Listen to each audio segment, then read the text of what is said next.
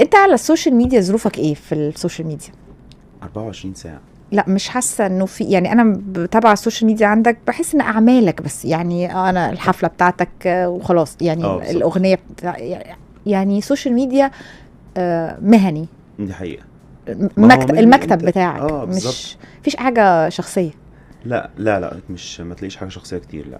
امم او انا واصحابي، او انا حتى اصحابي ما يحبوش، ما يعني حتى يحبوش. اصحابي القريبين مني قوي ما يحبوش. طب احنا ممكن تقول لنا حياتك الشخصيه، يومك اللي ما فيهوش حفله وما فيهوش استوديو؟ يوم اللي ما فيهوش حفله وما فيهوش استوديو، اخد زوجتي وبنتي ونخرج، وبناتي ونخرج.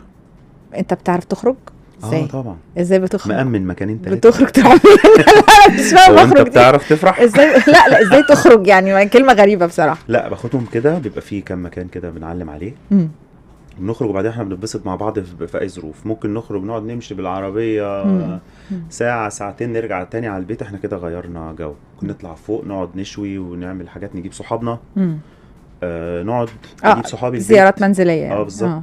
اروح اقعد العب بلاي ستيشن بقى، لو هضطر ان انا استغنى عن البيت في اليوم ده اروح اقعد العب بلاي ستيشن مع صحابي. دي هواياتك؟ دي قول لي هواياتك ايه، بتعمل ايه كهوايه غير بلاي ستيشن وجيم، رياضه، مشي. احب المشي، احب المشي ده بشكل غير طبيعي. ايوه